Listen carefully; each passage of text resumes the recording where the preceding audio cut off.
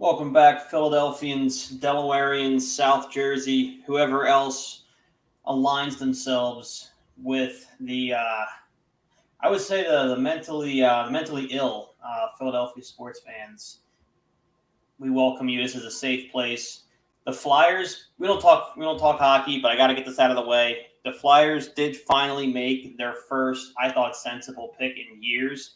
And I'm going to botch his last name, but getting I think it's Michkov, Mitri Michkov from the Russian league. He's 18. I'm not sure when he's coming over because he's still technically under contract in Russia. But I was watching some highlights. Kid is special. They finally got one right, I think.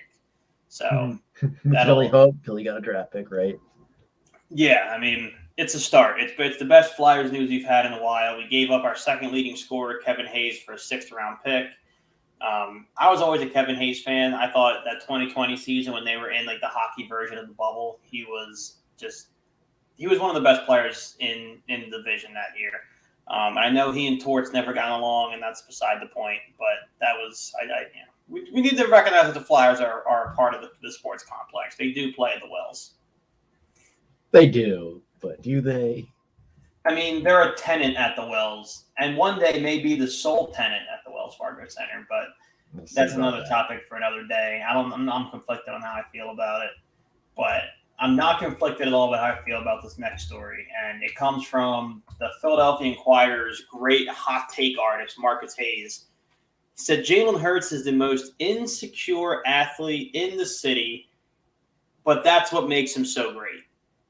I don't think that was meant as an insult, but it's horribly worded, and insecure is definitely not the word for that.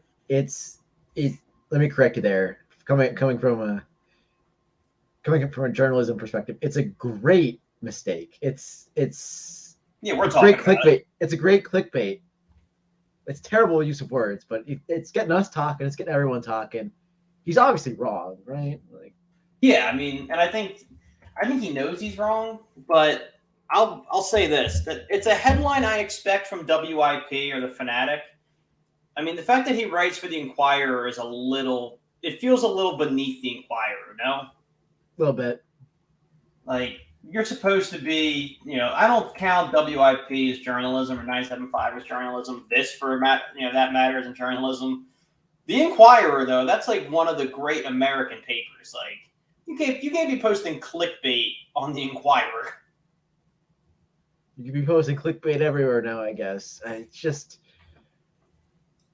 he got what he wanted. How is Jalen Hurts the label for insecure? That man lost his job at Bama, went to Oklahoma, did excellent in Oklahoma, came to Philly, beat out Carson Wentz, took him out of town, and now he's the guy. Yeah, and it seems he'll never, especially in his own. That's what I hate about the Philadelphia media. Nobody hates Philadelphia sports more than the Philadelphia media. Like, so this true. Dude just took, in his second full season as a starter. First season full starter takes you to the playoffs. Second full season as a starter in the Super Bowl. And you still have people like Marcus Hayes, like Nick Rice, not Philadelphia media, but I saw his hot take the other day too. Like, Jalen Hurts has done everything a human can possibly do to silence doubters. And they just keep coming back up like whack-a-mole. I mean, you're always going to have a doubter. So, I get it. There's someone out there that still doubts Patrick Mahomes after all he's done. Has to. There's got to be like the Joe Giglio version in Kansas City or something. Now this is kind of Jalen related. You're a fantasy football, guru. Been played in some pretty impressive leagues. Pretty much know the stats of guys inside out and backwards. Why am I routinely still seeing Justin Herbert higher up on quarterback lists than I am Jalen Hurts? For fantasy wise, or no, it's like the quarterback power rankings coming into the season. There's a fair amount of those lists that have Herbert at 4 and Hurts at 5. Yeah, I get that. I thought you were talking fantasy. I was about to be like, wait a minute. No. Being a fantasy guy, you pay a close attention to everybody, not just the Eagles. Yeah, I mean, Herbert's a great quarterback, and he had, an unfortunate year with a bunch of injuries to his wide receivers. He was throwing to Josh Palmer at some point, like as his one. I know Mike Williams and Keenan Allen got hurt. That's why they drafted Quentin Johnston, but he's really good. It's tough. Really? It's that close? I think Herbert's right behind him. Justin Herbert is underrated to a point now. Okay. I mean, I think Jalen Hurts is still better, but No, Justin Herbert can sling the rock. He's really good. He's phenomenal. I asked for your honest opinion. You're more unbiased than I am because you have to follow these guys so closely. I'm aware of the talent that is Justin Herbert. I found it to be a little disrespectful considering what he's accomplished so far to be listed ahead of Jalen Hurts. But I mean, to be fair, his coaches. You remember that? You remember that debacle against Vegas, week 18? Was it week 18 where they could have tied? No, it would have been. Was it week? No, it wouldn't have been week 18. I thought it was week. It was a week before. I think 17. It was week 17. Yeah, it was 17 before they went to 18. Yeah. He took the timeout, and then the Raiders coach kicked the field goal to spite him. Yeah, it was awesome. So yeah, I mean, you're right. He has an idiot head coach. His wide receiving core is constantly injured. And Austin Eckler missed a lot of time last year, if I remember correctly. He missed a little bit. He still was insanely good for fantasy football, so I don't remember how many games he missed. But he was like the one that didn't miss games, I think, or maybe he missed like 2 or 3. But it was Keenan Allen who missed a lot, and then Mike Williams missed a lot. And he was throwing like Jalen Guyton routinely. So he's up there. I think it should be flipped based off of success, but he's a ton of raw talent. So I think you said it was Herbert 4, Hurts 5. I think it should be flipped. But I'm not. Okay. So it is really that close. I'm not. Justin Herbert, free that man. He needs a good head coach. He hasn't had one ever, I think. That man of Oregon. Who was his first head coach when he got over there? You mean the one that wouldn't play him? No, what the? Yeah, the one that wouldn't play him, but they were forced into playing him because the doctor punctured Tyrod Taylor's lungs. You remember that? Yes, you're right. He was supposed to. Well, that was his rookie year. He was supposed. That's the only reason he played, though. So and he's incredible. He's talented. They just need better coaching over there, and I'm glad Nick Sirianni proved me wrong in Philly over here. Anthony Lynn was who I was thinking of. Oh gosh, that's who he came in with. He's not had a impressive stretch of coaching. I'll tell you that much. No, and Jalen. I've looking from the outside in. They both came into not great scenarios. I mean, Jalen came into a very toxic locker room, and a brand new head coach in Nick Sirianni. And Herbert came into at that point. I mean, everybody outside of San Diego. Was it Los Angeles back then? Yeah, I think they were still. It was close. No, they were still San Diego because he was there. I'll accept either answer because it was basically the transition period at the bare minimum. So yeah, because they overachieved. I want to say for one of Anthony Lynn's seasons, and people were like, "Oh, this is finally going to be the team. We got this young guy coming in," and then he blew it. And then Brandon Staley has been pretty underwhelming overall too. But one got lucky, one didn't. Jalen Hurts was due for some good luck though. He really was. After that whole getting benched for Tua thing all those years back, he was due. Exactly. And I know I promised a couple weeks back that throughout the offseason we would review a position group for the Eagles. Since we're talking about Jalen Hurts, we're going to get this one out of the way because it's very easy. And we're going to do it as a formality, but how do you feel about the Eagles at quarterback this season? Oh, my gosh. I'm so happy I was wrong. Like, that man, Jalen Hurts, I was a doubter. I will attest to that. I will own it. You're better than most. You don't see quarterbacks make the leap like he did with his passing, prowess. Like Josh Allen, these guys are outliers. We have to acknowledge this when you're talking about the new, range of quarterbacks with Anthony Richardson and all those guys. These guys are outliers. So I'm happy you proved me wrong, but I wouldn't want anyone else, maybe besides Patrick Mahomes, leading this team than Jalen Hurts. Like, honestly, it's so easy. I mean, I feel like we should devote more time to the backup situation that changed the Jalen Hurts. We know Jalen Hurts is amazing. We know he's gonna excel. That 1 yard push play at the end zone is still in, so like, Yeah. he's gonna cash in this year. But Marcus Mariota, this brought me back when we signed him. I was the biggest Marcus Mariota truther in the room. I guess because I was an Oregon fan way back when I didn't know how to analyze football for the life of me.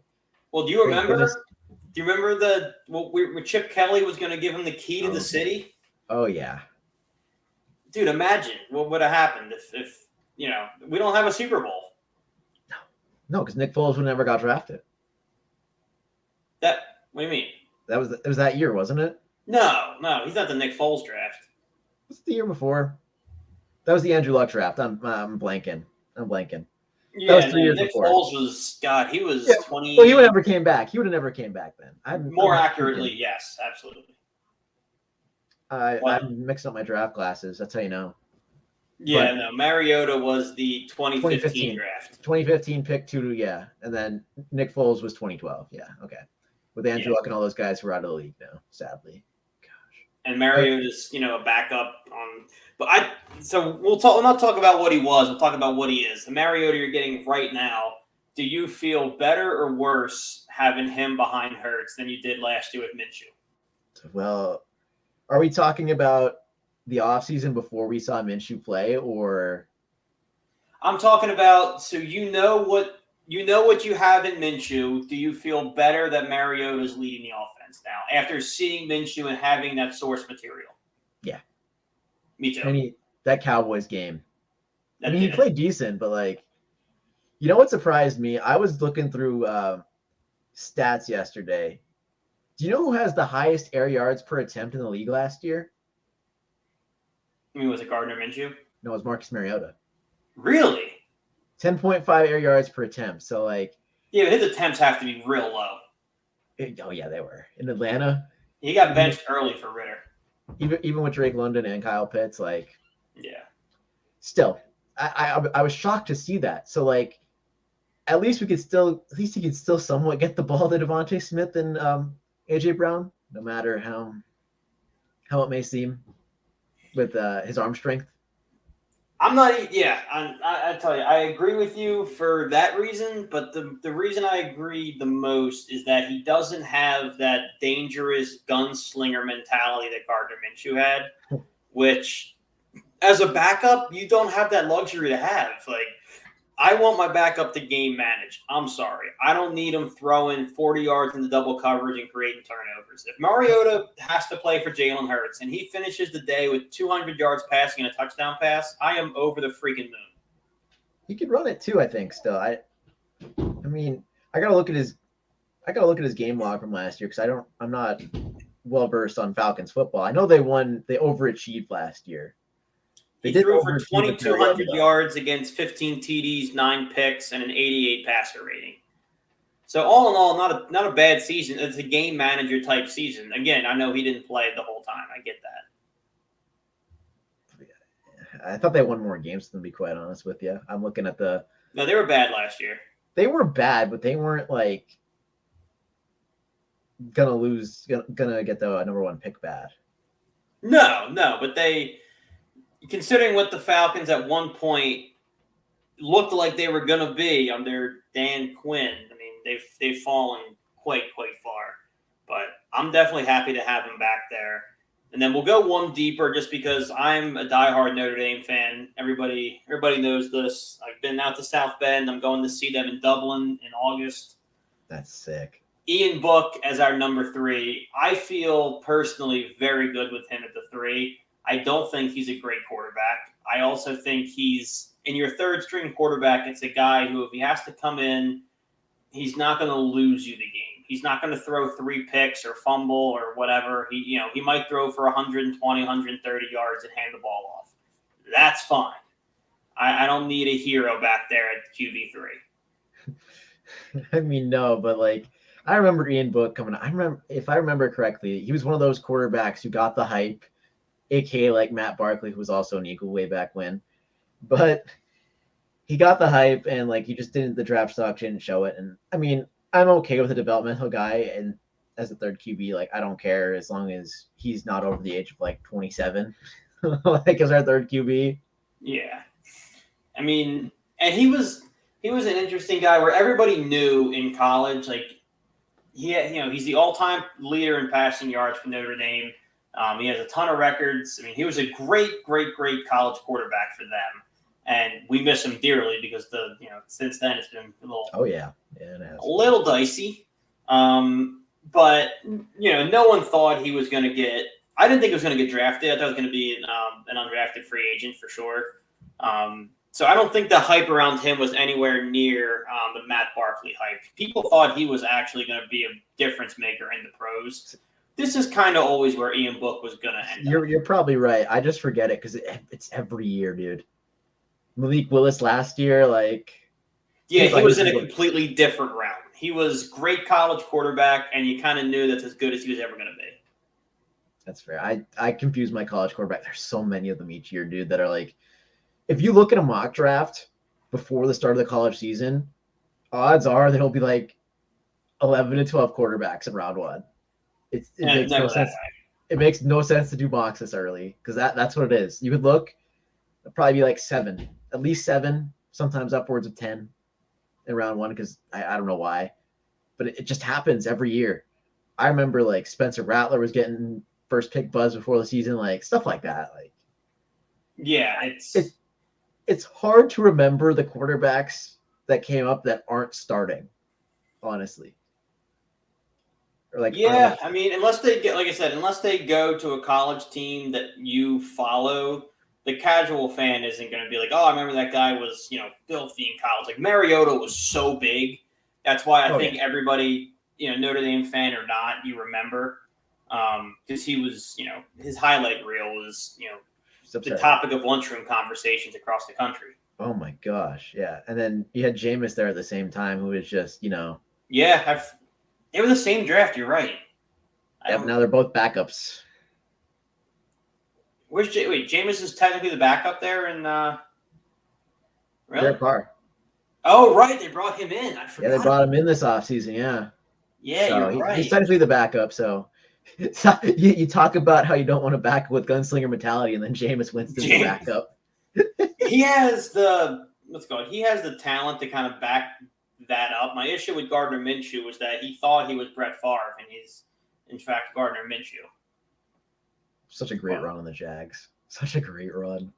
Yeah, I mean, he was fun to have around. Like he was cool to root for. I wish him nothing, but there's no ill will between me and him. But I just thought we all got a little bit ahead of ourselves. Oh yeah, we were like, let's go. And then, do you think Gardner Minshew starts a game this season, or more than? Yeah, absolutely, 100%. In Indy, absolutely. Think they're going to take it slow with Anthony Richardson? Yes, they have to. I mean, you want to talk about a project. He is raw as raw can be. It's athleticism through the roof. But the decision-making, I don't know how much Florida college football you watched, but enough. He doesn't see the field right now at the college level, and let alone at the pro level. So, yeah. Hopefully Shane can work his magic like he did with Jalen Hurts. So. See, that was never Jalen Hurts' problem. He was. I know it wasn't. It was more so, everything else. Yeah, Jalen was always brilliant, like very cerebral that way. He just didn't have the mechanics, which I would think is way easier to teach. I mean, teaching a guy how to see a field, that's got to be a tough task. Yeah, but who's stopping an Anthony Richardson, Jonathan Taylor read option? Like, honestly. But you got to get there, and you got to get there. Yeah, that's true. And you got to get to the point where that's not a one-trick pony either. Like, he's got to be a threat from the pocket in order for the read option to work. Yeah, so we'll see what happens. He'll get some run. I would like to see Shane Steichen succeed. I have nothing but great things to say about Shane Steichen. I thought we've had a really good luck with offensive coordinators. He and Frank Reich were both tremendous here. Jonathan Gannon, on the other hand, can, what's the word? Thanks for the picks. I guess, yeah, but man, I hate that dude. Like, just going back and thinking about that Super Bowl and how we just 100% absolutely should have won it. It just makes. It was the field. I still haven't coped with the field yet. It'll take me another season or two. Brandon Graham was talking about it. He pops on the WIP for the fun of it sometimes, and he was talking about that. That offensive line got real lucky, and I think that's loser energy from most of the time because it's what if? Well, what if you watched that game though? No, I know. In this instance, Yeah. I agree because that was a pass rush on par with the Ditka Bears. Like it was one of the great pass rushes in NFL history, and they were completely neutralized by a pretty mediocre O line. I don't think so. And now we added 2 first-round picks to that mix. Yeah, I mean, and all the guys coming back, I feel good about. Like I think BG still got a lot left in the tank. I think Fletch knows this is one last ride, and we're going to get a lot out of him. Like it just to have it right there in front of you, and we're not going to go down that road again. Nah, I think we have another shot this year. I'm okay with that. Me too. I think we'll be back. I don't see anybody in the NFC that scares me that much. I mean, San Francisco doesn't know who their quarterback is, and they're probably the next most talented team. If Trey Lance or Brock Purdy takes a leap, I'll be scared. I'll be scared. If you're them, who do you run with? Because Brock Purdy looked like he was on the cusp of taking that leap last year. It's got to be Brock Purdy, and I am a Trey Lance truther. I watched all the North Dakota State tape I could. I know he got the short end of the stick with the Oregon game, his showcase game being against the top 5 team or top 10 team, whatever they were at the time. If Trey Lance figures it out, it's going to be over because he's a different level athlete than Brock Purdy. But everything in my mind, everything that I've heard, everything that I've seen, I know that the GM forced Kyle Shanahan's hand with Trey Lance, and he wanted Mac Jones all along. And have you seen Mac Jones' advanced stats? What's the advanced stat I want to pull from? It's like passing yards over something like league average, and he's at the top of his rookie class over Trevor Lawrence. Dude's good, but he's in New England. Dude's good at running a system. He's in a very limited offense. Yeah, but you know what San Francisco is? A very limited offense. Yeah. Oh, it is. I mean, I think it's Brock Purdy for sure. I think if Trey Lance is going to win that job, he has to win it in camp. Because if you let Brock Purdy start the season under center, I think he takes that leap and he kind of buries Trey Lance. I think if Trey Lance does not start this year, that Trey Lance was the worst draft pick of the last decade. Really? All they put into him, 3 first-round picks in a contending window. If you think about it, it's not the worst player outcome, but everything that went into it, they gave up those firsts in a window where they could have won the Super Bowl a couple times. It feels like. So that's my take. Is it a little bold? Maybe, but I'm a Trey Lance guy, so it hurts. I think what would sting the most with that is if they do give up on Trey Lance and then he eventually goes somewhere else, he's still going to be that same dude. Someone else might get a diamond in the rough for next to nothing. So that QB class looking back at it is just ridiculous. It is crazy. Zach Wilson, Mac Jones, Trey Lance, Justin Fields. Who knows? I think Justin Fields is going to be all right. I think he's going to take a jump. He needs to take that jump passing that we've been talking about. He kind of needs a little bit of that magic. And then Trevor Lawrence is just Trevor Lawrence at this point. So he's going to be he's already really good. He's going to be already good. Doug Peterson. It's crazy what you can do with a real coach, right? I know that dude makes all the difference in the world. And this year, if he chooses to stick around, our local businessman, Mr. Crumble Cookie himself, Tobias Harris, will have, in my opinion, a real coach.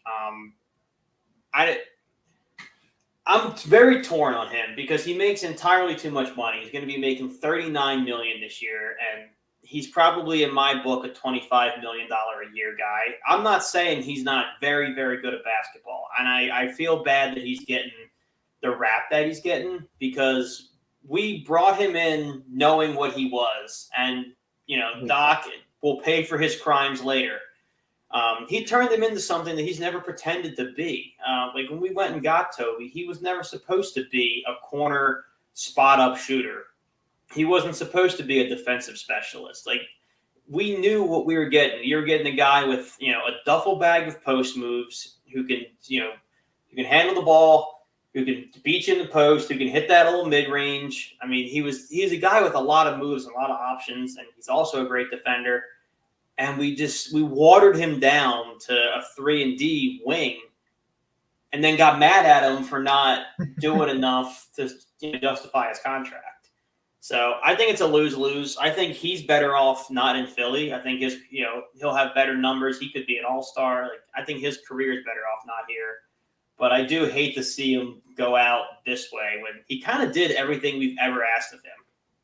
Yeah, I mean, I guess I'm a little bit of a hater, but like, because I see the CBA that's coming up. What is it, 2024? I see so the second level of like the tax apron, if you hit it, you lose your mid-level, right? You lose a lot of things. Yeah. You're cooked, basically. If you pay, it would be, so max you get paid, say we're still paying Harden, Embiid, and Tobias. I know Tobias is basically an expiring. It's at least soon, right? He expires. No, this is last season. This is last season. So if we were to pay him this kind of money in 2024 with those three guys, we would have to just sign players on the minimum if we're over the tax apron. You can only sign, you lose your mid-level, you only have to sign players on the min. You can't trade certain first-round picks. So like, we don't have any anyway. Yeah, I know. But they're really trying to limit the super team. So like, there's a bunch of these rules in place. So we have to be, you saw it with just this past week with the Hawks trading John Collins. For nothing. Because they need to dump the salary because 2024 is fastly approaching. They paid that man a lot of money. So, which that's another thing. I mean, the Sixers made him look so much better than he ever actually was. I mean, he's really not. He's a starting forward on a mid to late playoff team, like a 5 through 8 seed, or he's the best player on a non-playoff team. Like he wasn't ever worth what he got. But I agree. Like Tobias's salary kills us, and we really have no choice but to run it back because assuming let's say we lose Harden and for whatever the reason they keep Tobias, that leaves us with the mid-level and about $8 million in cap space. That's maybe one high bench guy and then a project maybe at $8 million. Mm-hmm, it's really not much. No, not at all. It's unfortunate. It's like it's either that or Tobias. Like, and you got to choose Tobias. You just got to run it back. I regret the day that Brett Brown and Ben Simmons hated Jimmy Butler.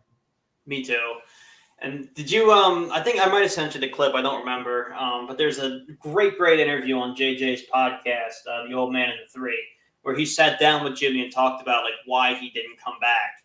And apparently he overheard a conversation between Elton Brand and Brett Brown. And, the conversation went, look, if you think you can handle Jimmy, we consider bringing him back. And Brett Brown said, yeah, we can handle him. It's not a problem. But Jimmy overheard that conversation. He was like, handle me? After, and he is like, Jimmy's crazy. He's loud. He's aggressive. But, I mean, he's a pro. No one's ever said anything else. I mean, Minnesota, they have their own issues, but Chicago loved them. Remember that? Yeah, when he beat him with the third stringers. And then, oh, my God. And then went on TV. That's the best part about that whole thing. He played the scrimmage with the third stringers, and then he was on the jump 40 minutes later. Dude's insane. Yeah, that notwithstanding, he's a guy you want to have on your team. So the fact that the Sixers are so ass backwards and toxic that they had to go, hey, do you think you can handle this guy? I don't blame them for leaving. I don't either. It's one of those things. If we had him, we'd probably have a ring by now. If that shot by Kawhi doesn't go in, we'd probably have a ring by now. That's the year. They win it that year. I'll take it to my grave. So hurt. That's up there. Because KD got hurt. We had to go against the Warriors with 2/3. Draymond, I'm sure he's a great player. I'm not worried about. Like, you had the super team out there in Golden State with a Hall of Famer down. I mean, the path was right in front of you.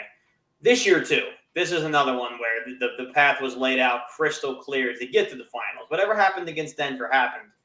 But, I mean, you had to go. Milwaukee was out of the way. Boston pretty much handed you 3 games of just playing like dog shit. And you had to go through that week in Boston to get to Miami. I mean, it was just on a silver platter, and they still found a way to screw it up. I mean, if Miami played like they did against Boston, then yeah, we wouldn't have made it because those guys just went absolutely crazy, like the role players. They did. But I'm just saying, like, there's never going to be an easy road. But No. looking at the East, you didn't have to deal with Milwaukee, and you had to deal with Boston with a rookie head coach. Like, it's never going to be easy, but you had a lot of things going your way. Oh, yeah. The East is only going to get harder. Like, honestly. Oh, yeah. Dude. Boston, free agency starting. I don't think there's any, like, big names that are in the free agency pool. Porzingis to Boston, though, that was big. That's a really good move. Like, it's really underrated, and I really like it. So, me too. I don't like it. I mean, God forbid the Heat find a way. Look, Dame is one thing. If the Heat get Dame, we're all in trouble. Another quieter name is Danilo Gallinari has no reason to stay in Washington because they're looking at a rebuild. He is born for the Heat. I mean, he's tough. He can shoot the three. He has, he can create if he needs to. I mean, he would be a big piece to get Miami. They're only going to get better. Milwaukee's going to be back. Boston's better. We're the same, if not worse. Like it's concerning. We'll see if Milwaukee runs it back. Well, Chris Middleton opted out, so they got to find $40 million for him. That second apron is looming still, and Brooke Lopez is a free agent as well, makes a ton of money. So like, we'll see what they do. But this was the year, man. It's always this was the year. But quick question: is Jordan Poole going to win the scoring title in Washington? Yes or no? Oh, 100%, dude. He's going to shoot 40 times a game. Especially if Kuzma leaves, like. Which I think he will, because they're looking to shed money. Dude, Jordan Poole's going to be the best fantasy pick you could ever pick next year. That's right.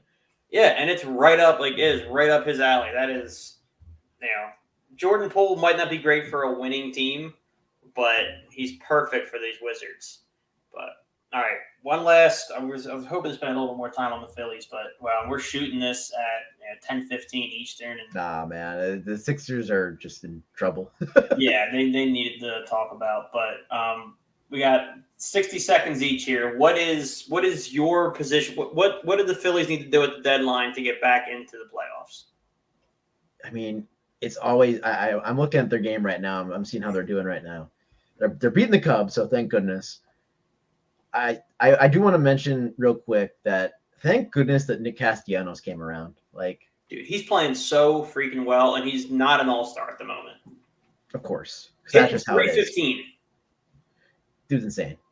I think he went yard again tonight. Yeah. Yep, 3-run homer. Of course.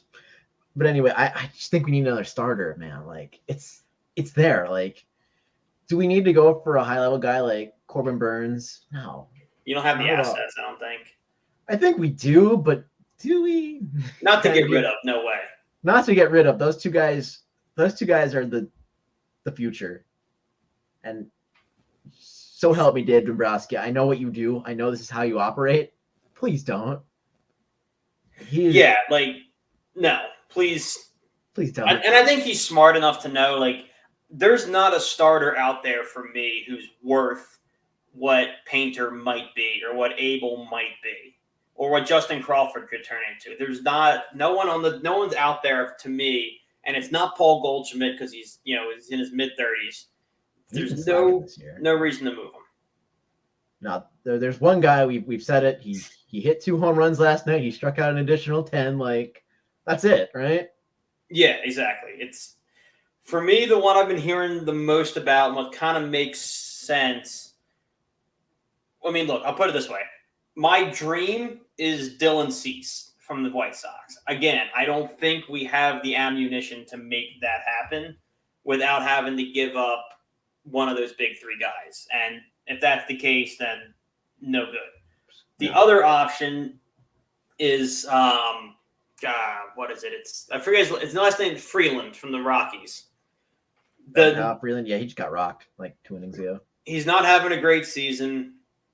But there's a track record of him having really good stuff. And the issue's always been consistency, and it's been kind of realizing his potential. I feel very comfortable with Caleb Cotham as a pitching coach. I think he could get enough out of him to be an upgraded fifth starter. If it's really not him, I'd be just as comfortable rocking with Cristobal Sanchez in the meantime when he needs to pitch. He's not going to kill you. He'll probably give up 4, but I don't want to move any prospects, man. Nah. I mean, I'm looking at some trade rumors. I mean, I've seen Paul Blackburn. He's been okay, like almost a 4 ERA in Oakland, but like it's Oakland. You could get him on the low, like. Yeah, they're handing people out. Like they're handing people out. Yeah, exactly. So like, you can always go to Oakland. Yeah, so we can always pick from them, but I mean, we'll have to see what happens. We got another week to see how things move in and out. I really want to know if Shohei's going to be dealt. Like, okay, I know this is not a Phillies topic. Yeah, but you see what this man does. This man likely walks in the offseason for however much money he's worth. I don't know, $700, $800, $900 million at this point. Mm-hmm. Like, it's ridiculous, but he's worth it. Do you try to go for the haul? And no. You don't? You ride it out? There's no way. I mean, there's no way. I mean, if he's gonna command, I think he'll get 7. I think he could very easily get $700 million. And on a team where you're paying Bryce 3, Trey 3, and then you have both Castellanos and Real Muto over. I was talking about in general. Okay. I was talking about in general, not for the Phillies. The Phillies don't make any sense at this point. Yeah. If he's going to go anywhere, he's going to be the Dodgers. They seemingly have bottomless pockets. And he said before he doesn't want to play on the East Coast. And if you want to compete on the West Coast with that kind of money, it's really just the Dodgers. San Diego spent on Machado and Soto, and the Giants don't have that kind of capital. Just tough. So you're not the Dodgers. Another hypothetical real quick. I know we're treading way off the Philly topic, but this Shohei Ohtani is different. I feel like you have to devote a little time to him. Like, this is probably all we'll talk about him unless you get to trade it, which then we'll talk about him a lot. But for sure. If you're a team out west, you said you don't want to play out east, and you're kind of decent, do you take the risk that you could convince him to sign long term? Oh, what, out west? Yeah. So I mean that's why I keep thinking it's the Dodgers, because he's clearly wanting to compete, because he went to the World Baseball Classic and he said several times that that's the atmosphere he fell in love with. That's what he wants to be a part of. That's never going to happen in Anaheim or in Los Angeles. So if that's what he wants to stay out west and he wants to feel that kind of rush again. It's the only team who should feel good about keeping him are the Dodgers. Yeah, which is unfortunate. I know, the rich get richer. Always. That's baseball for you. It is, but unfortunately, we got to cut her off there. I still got to shower, and yeah, we ran long. We said 10 o'clock, and now we're at 10:20. It's always fun talking sports. Too much fun. I mean, if you can stay to a schedule talking Philadelphia sports and then wandering off, I mean, you're a better man than I. But we will be back next week to ramble on some more. See you then on the Patterson Report. Peace.